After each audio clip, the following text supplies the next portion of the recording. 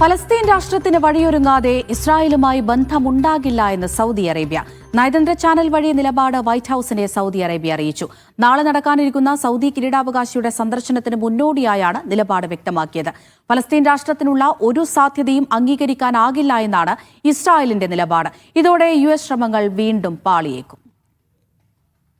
Saudi കിരീടാവകാശിയുടെ US സന്ദർശനം നാളെയാണ്. Israel Saudi ബന്ധം നടപ്പാക്കി അബ്രഹാം അക്കോർഡിലേക്ക് കൂടുതൽ രാജ്യങ്ങളെ എത്തിക്കാൻ US പ്രസിഡന്റ് ഡൊണാൾഡ് ട്രംപ് കിണഞ്ഞു ശ്രമിക്കുന്നുണ്ട്. എന്നാൽ വിഷയത്തിൽ കൂടുതൽ പ്രതികരണം നടക്കാതിരിക്കാൻ നിലപാട് നയതന്ത്ര ഉദ്യോഗസ്ഥർ വഴി സൗദി USനെ അറിയിച്ചിട്ടുണ്ട്. US മാധ്യമങ്ങളും ഇക്കാര്യം റിപ്പോർട്ട് ചെയ്തു. ഇസ്രായേലുമായി നയതന്ത്ര ബന്ധമാകാം, പക്ഷേ സ്വതന്ത്ര ഫലസ്തീൻ രാഷ്ട്രത്തിലേക്കുള്ള വഴിയൊരുങ്ങണം എന്നതാണ് സൗദി നിലപാട്.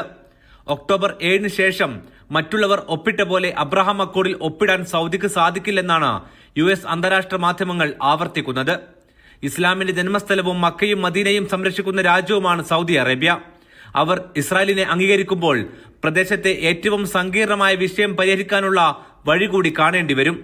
അല്ലാത്തിടത്തോളം അത് ദേശീയ സുരക്ഷാ വിഷയമായി തുടരുമെന്നും US ഗൾഫ് മേഖലയിലെ നയതന്ത്രജ്ഞർ മാധ്യമങ്ങളോട് ചൂണ്ടിക്കാട്ടുന്നുണ്ട്. ഇക്കാര്യവും സൗദി USനെ അറിയിച്ചെന്നാണ് റിപ്പോർട്ടുകൾ. എന്നാൽ ഇസ്രായേൽ പ്രധാനമന്ത്രി വിഷയത്തിൽ പ്രതികരിച്ചിട്ടില്ല. US ഇസ്രായേൽ ശ്രമങ്ങൾ സൗദി ബന്ധത്തിന് തുടരുന്നതാണോ കാരണമെന്നതും വ്യക്തമല്ല. സൗദി നിലപാടിന് മറുപടി നൽകണമെന്ന് ഇസ്രായേലിലെ തീവ്രപക്ഷ മന്ത്രിമാർ ആവശ്യപ്പെട്ടിട്ടുണ്ട്.